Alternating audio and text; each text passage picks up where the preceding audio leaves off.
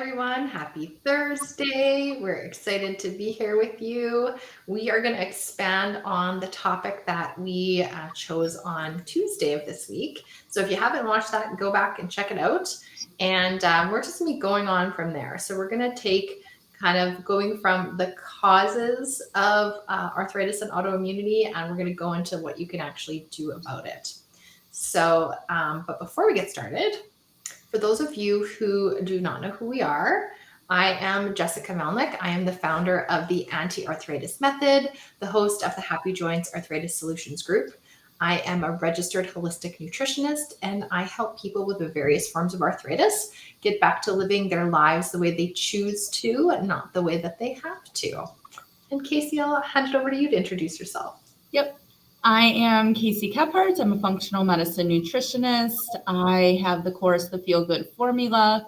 I work with women with all different types of autoimmune diseases to get your life back, to get more energy, and put your symptoms in remission, basically. And I live in St. Petersburg, Florida, where the sun always shines. That's amazing. And the sun is shining here in Saskatchewan today. It is supposed to go up to 27 degrees Celsius. So I'm not quite sure what that is in Fahrenheit, but it's like summertime weather. So amazing. I'm going for a walk after this and taking full advantage of this day because it is amazing. Self-care, Jessica. Absolutely. So just a quick recap of yesterday. So yesterday we talked about the different buckets, so to speak, or different aspects of our lives holistically that can contribute to autoimmune conditions and arthritis. So the first one is psychosocial. Second is physical exercise. Third is trauma. Fourth is our diet, nutrients, air, and water quality. And the fifth is xenobiotics, microorganisms, radiation. Now, some of those terms sound a little confusing. They really aren't. Just go back when you are in our Facebook groups, just go back to our most recent video under the videos tab, and you can rewatch if you so choose. So these are the factors in the buckets that can contribute to autoimmune conditions. But today we're talking about something that is a lot more hopeful and exciting. We are talking about the different buckets and the different holistic aspects of our lives that actually can help heal our autoimmune conditions and really deal with them from the root causes.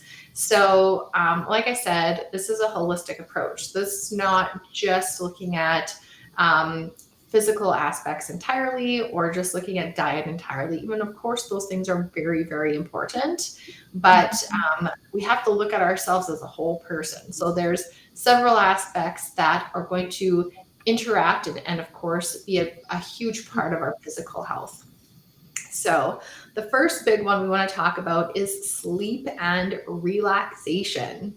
Now, sleep is the time that our body needs to recover and heal itself.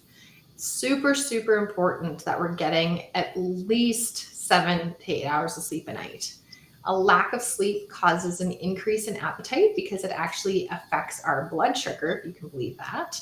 And it causes increased stress and irritable mood. And when we are sleep deprived, it can also lead to making some poor decisions. And of course, just being in a crappy mood. So anything you wanted to add to sleep there, Casey? I know we're going to talk a little bit about sleep hygiene shortly. Yeah. No, that is just straight and to the point. I think we all know what we're like when we're sleep deprived, and that can very much dictate your autoimmune disease. Yeah, no fun for anybody. No. And so, of course, the other aspect of that is relaxation. So we talk about like self-care so often, and relaxation is just a form of self-care. It allows our body to go into the parasympathetic nervous system, which is our rest and digest state. So we need to be able to go into this state throughout the day so that our body can actually digest, and it can actually use the nutrients that we're eating from our food. It can incorporate that into our body. If we're always in this heightened state of stress, we have these increased cortisol levels. We are in the sympathetic nervous system, and we are in fight or flight mode. So we don't want to be there as often as we are. And I think especially when we're talking about women, a lot of us tend to have a lot of stress in our lives, or we might be type A, we're just busy. We have a lot of people we're taking care of in addition to ourselves. And so we can kind of get stuck in that fight or flight mode. So it's really important that we take time to look after ourselves and to relax so we can get our body out of that fight or flight mode and into the rest and digest mode. Yep. And being in this mode, this rest and digest mode, also helps us sleep better and it reduces our stress overall. So I'm going to pass it on to you, Casey, to talk about how to improve our ability to relax. Because I know for some of us, that can be a hard thing to do and to fit into our schedule. Yeah, for sure. Jessica and I have both had problems with relaxing, and I think for both of us, we didn't know it was an issue until we knew it was an issue. So we're here to tell you that it's an issue. So usually when we think of relaxing, the first thing that comes to our mind is meditation, right? And I would say half of us probably have this negative connotation for meditation, like, oh, I don't want to meditate. I've tried meditating, it doesn't work. We're not here to tell you to meditate. Let me tell you that. I don't do it myself just yet. Maybe in the future I will. But Jessica and I both do other forms of relaxation. So what we would encourage you to do is find something that makes you laugh. Find something that makes you happy. Find something that you look forward to. That's a form of relaxation. It can be 5 minutes or it can take up a couple hours, like maybe going out for a girls' night or a bro night or whatever gender you are night. So for me personally, I've just gotten into this pillow yoga. I like to call it. It's not actually called pillow yoga, but it's a restorative yoga where we use a pillow and basically we lay down and we stretch with the pillow. And there's a lot of just like laying, which is super nice. So that's gotten me to be able to relax at the end of the day. I do that a couple times a week now. Volleyball definitely relaxes me most days. And going for my walks throughout the day is what I would do to inject some relaxation in throughout the day. So I don't just wait till the day is done. I need to de-stress a couple times throughout the day because my personality is very high strung. I'm a very high stressed person, and that goes against me with an autoimmune disease, and I know that. So I know I have to keep my relaxation up to par so my autoimmune disease doesn't flare. So I would highly, highly encourage you to think of these times throughout the day where you're really high stressed and then think about what you can do for some relaxation. Because if you're going to be relaxed throughout the day or end your day in relaxation, you're going to sleep better. Yeah, no, that's a great example, Casey. I definitely can relate. I also consider myself a fairly high strung, high stress person, and I have to be very aware of when my stress is getting up because I can be rushing through the day, and sometimes I realize, oh my gosh, I haven't even had a normal deep breath for who knows how long because I've been rushing and holding my breath just subconsciously. So just being aware of that. And like you, I also enjoy doing some physical activity that helps kind of release and shake off some of that stress. But I don't do like crazy tons of exercise, like sometimes even a 25-minute interval workout is amazing. It makes me feel so great.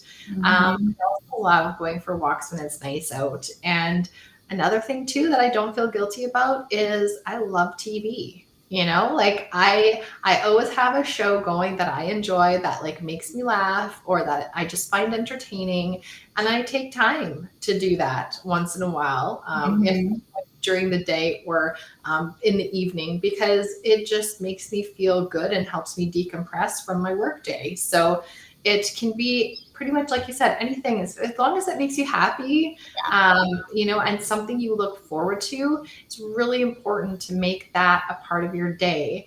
And I know we don't want to like add more to what's already on your plate, but I feel like when it comes to having fun and making time to actually like relax, we put it at the bottom of our priority barrel. And think sometimes we need to just like you do, Casey, you book a time to go to your yoga class. Mm-hmm. But, like, putting it in your calendar, like, for example, we brush our teeth every day Yeah. because this is part of our hygiene. Well, relaxation and fun is also like super, super important. It's just as important for our health. So, it doesn't have to be an hour of your time. It can even be 5 minutes of reading a book you enjoy or walk around the block. So just even little snippets here and there, and just, make sure that you're getting that in. Yeah, exactly. Some things that we can do to help sleep better now that we talked about relaxation. So relaxation is definitely key for sleeping well. Um, some other things that may help is your sleep hygiene, we like to call it. So these are things like sleeping in a dark room, making sure there's not like a street light like that's acting as a spotlight on you, or um, make sure you're turning off your devices or putting it on silent so you're not hearing the vibration or the ringtone and that's constantly waking you up. Making sure you have the right temperature in your room. You're not too hot, you're not freezing. If you need to shut the door, shut the door. Make sure your pets and animals are relaxed and not waking you up in the middle of the night. Food before bed can sometimes make us really heavy and keep us up and give us energy. So, finding that sweet spot with when you should eat before bed and when you shouldn't. Um, are you exercising right before bed? These are things that are going to keep you up. It gets your adrenaline going. Maybe maybe some stress is provoked from that. Caffeine. How late in the day are you having caffeine? Remember, tea has caffeine, chocolate has caffeine, soda pop has caffeine in it, not just coffee. Um, and alcohol, everybody's favorite thing, but having that before bed may not be conducive to your sleep cycle either, because your liver likes to process things around uh, like I think it's like the 1 a.m. to 3 a.m. time mark, and when that happens it tends to wake you up in that time too. So um, take note of these things, and if there's anything you can improve on, try it, and it might help you sleep better. Do you have Yeah. anything to add, Jessica? No, that is a really good comprehensive list. So if you're having trouble sleeping, think of those things. Are you doing any of these things? Is there any of these things that you can alter? Mm-hmm. Definitely. Yeah. Our next bucket is exercise and movement. And I'm not going to go into tons of detail here, because we all know that exercise is important. But when we have an autoimmune condition, you really need to find a healthy balance that works for you. So, doing things at your ability level. And of course, like with my clients, if you have arthritis and you have a flare up, obviously you're not going to be using the joints that are flared up right now in your movement. But if there's some joints that you can move around, like even arm circles, just any kind of movement just to get your lymphatic fluids flowing, light stretching, if you can do that. So doing things at your ability level. And the other thing about having an autoimmune condition is you need to be careful that you don't overdo it with exercise, because you can really set yourself back. You can create a flare up if you overdo exercise. Yep. And it also makes you really, really tired if you do too much. And sometimes Yep. that can take, the rest of your day, you'll be exhausted. Sometimes it can even go into the next day. So you have to be aware of your limitations. And that's not to say that as you get healthier, you're not able to increase your endurance or the intensity of your exercise, but you have to just be aware that you need to kind of keep your movement practice within your current level of ability and gradually work up from there if you choose to. Just really, really important to remember. And also another big thing, and I know especially for myself, as I've been just noticing my body changing as I'm getting older, moving from my 30s into my 40s, is letting go of expectations of what you think you should be able to do, because our bodies are changing over time. So some of the things that we used to be able to do, we may not be able to do that now. And that's okay. We're not going to be 18 or 25 forever. And that's just part of the natural progression of life, and what our body is capable of changes as we age. And that doesn't mean that we can't be fit or strong and healthy as we age, or maintain muscle mass or strength. It just means that you have to be aware and be kind to yourself. So Mhm. that's Yeah. my stance on exercise. Anything you wanted to add to that, Casey? Not exactly. I do think the expectations are a big thing, especially with women who have autoimmune disease, but women who are type A also, because we have very high expectations of ourselves and goals. And I know for me, when I was still in my running days, in high school, I ran, a 7, 8 minute mile and did track and all of that. And as I got older, I wasn't able to do a 7 or 8 minute mile again. And when I tried, I felt horrible doing that because of my autoimmune disease. So I needed to let go of that expectation of running a 7 to 8 minute mile when a 10 minute or 11 minute mile is just fine too. And it gets the job done and it doesn't make me feel awful afterwards. So, but that doesn't mean that every time I look at that watch, I feel great about myself, but it's an expectation we need to work towards um, to have more realistic goals, and it's normal and it's fine. So finding a healthy balance in exercise is going to be the most important part to heal your autoimmune disease. Yeah, amazing.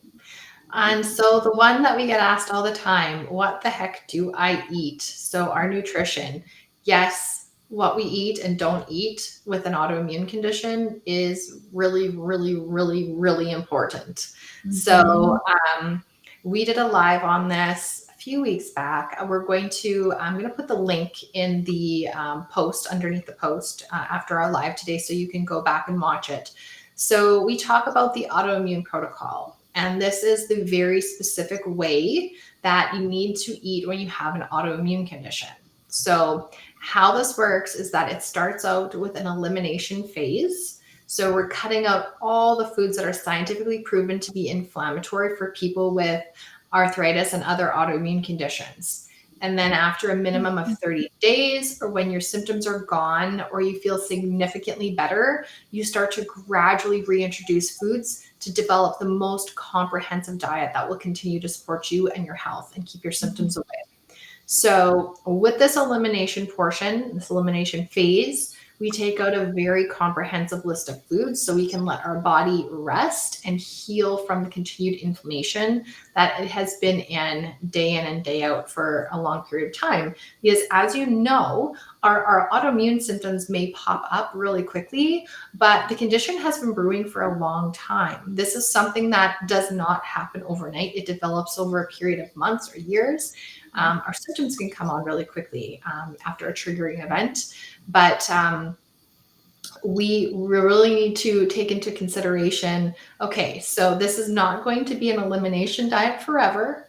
It's not going to be hard forever. This is a temporary thing. The goal is not to eat a super, super strict diet forever. It is to be able to reintroduce foods gradually over time to see what your body likes and what supports your health and what makes you feel good over time and keeps your symptoms away.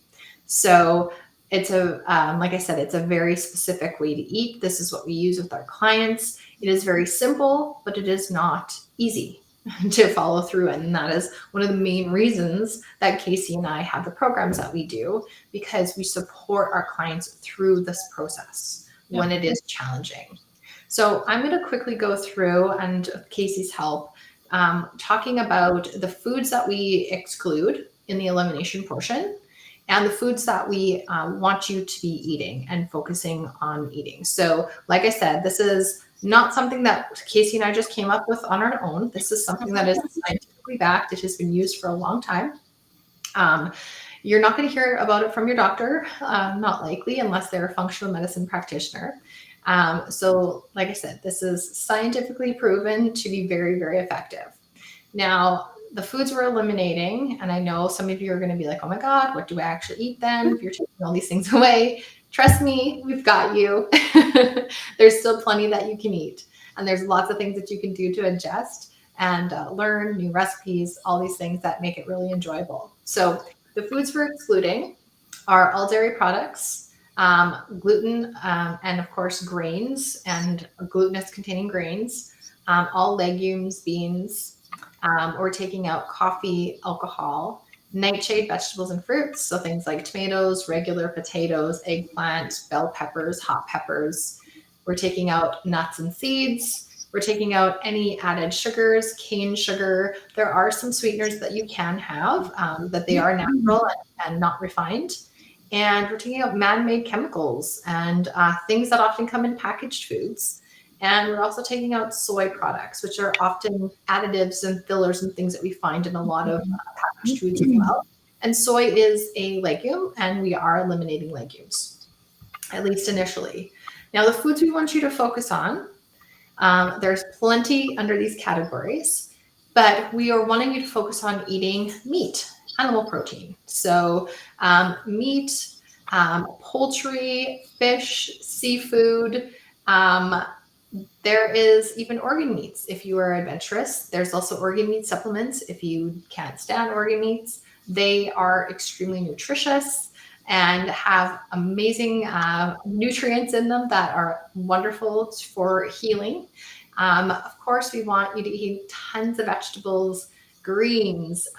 You can have sweet potatoes and yams. They are not actually the same family as regular potatoes.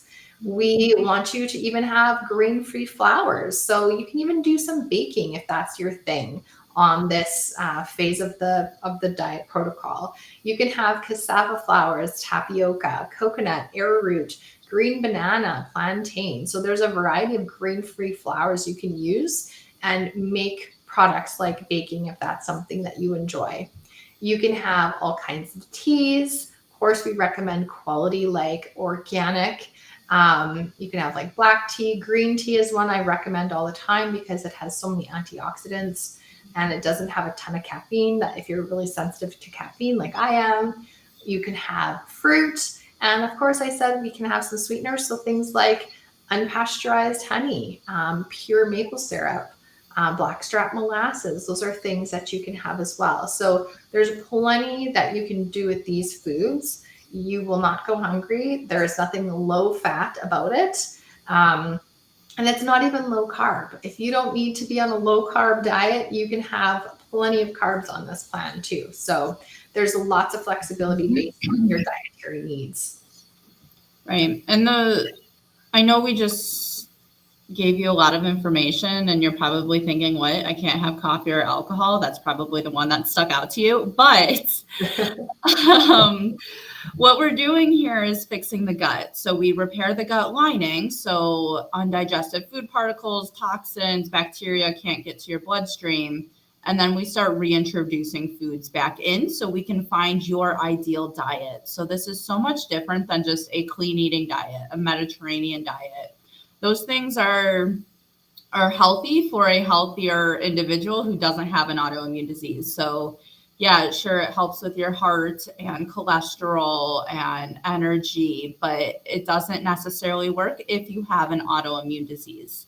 So these are, again, products and foods that have been shown to cause inflammation in our bodies that have an autoimmune disease. And then, so we take them out to let the fire rest and settle out and go away. And then we add foods back in to test out. So it's very scientific, and that's kind of the difference between like popular diets versus this one. All are not created equal at all. And did you want to quickly go through what the reintroduction phase looks like, Casey? Yeah. So like Jessica said, 30 days or once you start feeling better, once your symptoms are pretty much at bay, we have a list of foods that you'll want to reintroduce in a very small piece at a time. So sometimes, depending on the food, it's like a teaspoon at a time, just to see how reactive your body is to it.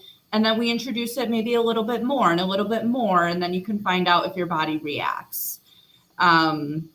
There's never going to be a time, and I'm sorry to say this, I hate the word never, but there's never going to be a time where we're going to tell you to reintroduce a croissant or a pizza or those gluten, dairy containing foods that are processed and fried and all of that.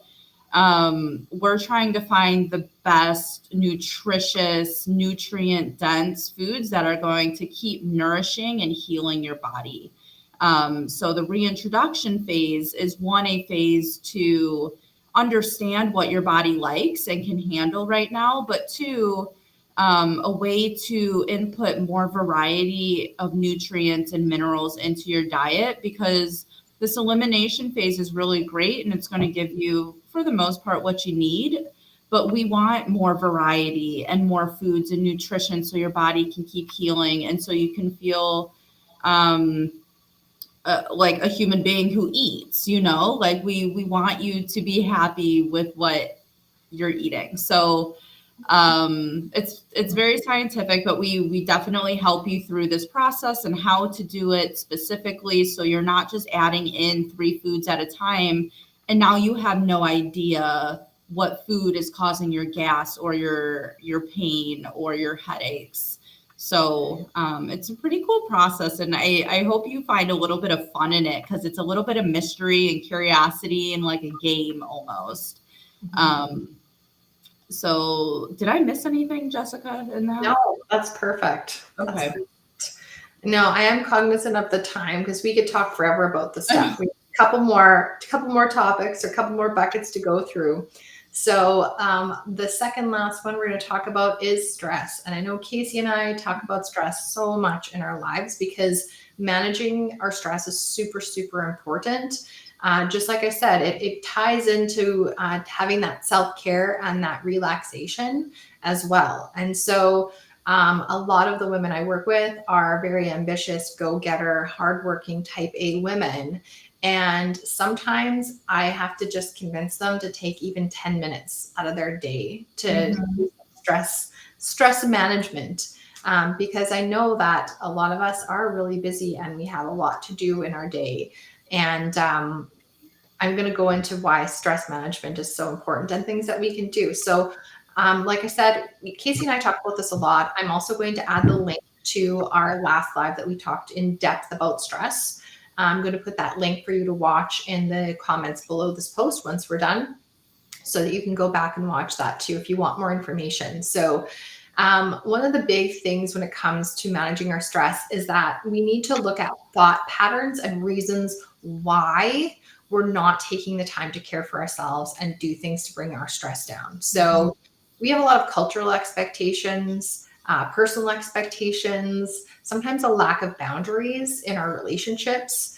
Sometimes like taking care of everybody else first instead of ourselves. That is really common as women. I think that's part of the cultural expectation of women as mothers and caregivers. We're looking after our kids, then our grandkids, and then our ailing parents, and working a lot of the time too on top of all that. And it's a lot. It's a lot on us. And sometimes I think that we just automatically assume, well, that's just what we do. That's just the expectation of myself. It's the cultural expectation of me. So I think it's just being aware of the expectations that we're putting on ourselves, or that we feel the society is putting on us, and maybe rethinking some of that, because taking care of everybody else instead of ourselves and always leaving ourselves last, it doesn't actually make us a better person. It can actually lead to make us resentful and an unhealthier version of ourselves. So it's not just unhealthy for us physically, but it's also unhealthy for us mentally when we are not taking care of ourselves. So if any of this is resonating with you, just please take a minute to think of how this may be taking place in your life and changing some of those expectations for yourself. Because when we are looking after ourselves and we are healthy and we are happy, that positively affects the people that are closest to us. And even people who maybe we're not as close to, maybe our coworkers or, the other drivers on the road. So when we are healthy and happy, it positively affects everybody around us. So yeah, one thing I want to add to that, sorry, Jessica, I think I cut you off, is sometimes First of all, having stress reducing methods in place that you do every single day, whether you're stressed or not, is important, because sometimes we get in this hyper focused mode and we don't realize how stressed we are until it finally creeps up on us a week or two later.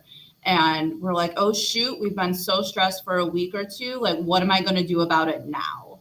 And then a flare up comes, like it's already too late. So having those stress reducing methods and management and care in place every single day is going to definitely help keep that stress at bay, so a flare up doesn't creep up on you. Like last night, I was talking to my partner about how stressed I am, and I started to realize, like, oh my gosh, I am so stressed out now that I'm talking about it. What am I doing about it? Like, what am I doing every day to make sure that like this stress doesn't get worse every single day?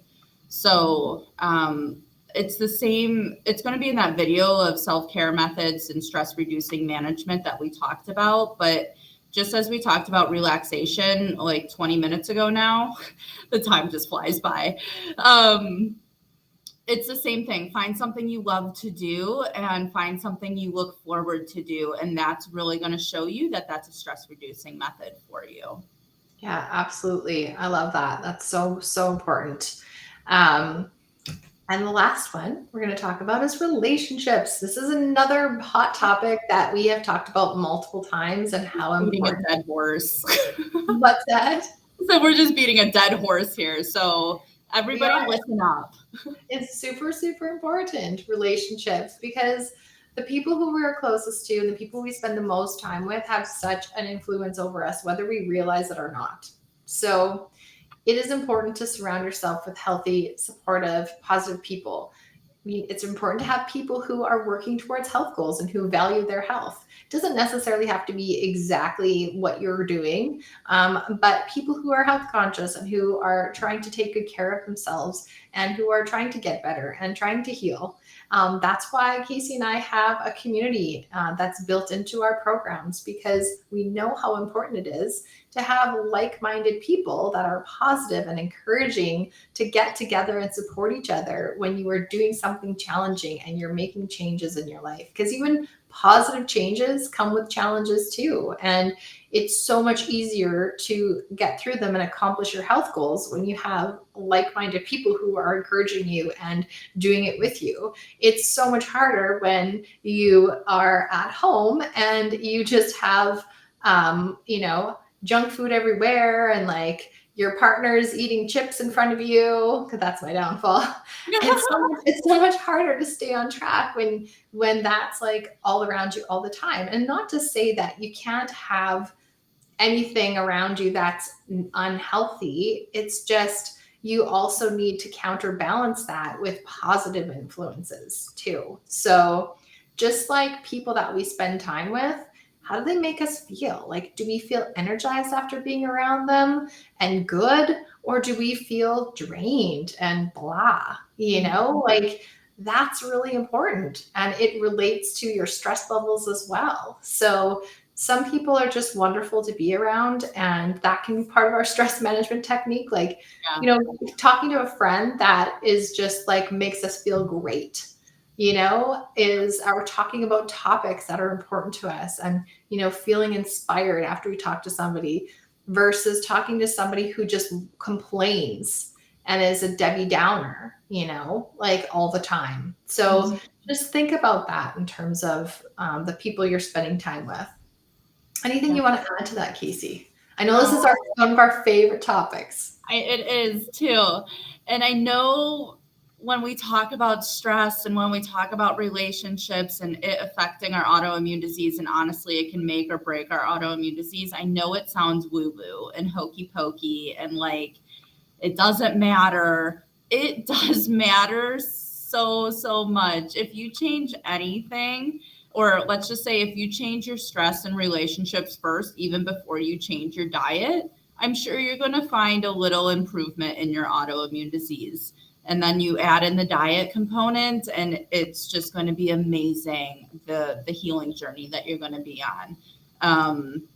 vice versa. Start with the nutrition, feel so great, and then add in the stress and relationships and just skyrocket your healing journey. So just think about it, even though you're maybe not on board yet with the stress and relationships, adding to your autoimmune disease, just take an input in your life and how these things affect your energy and your mood.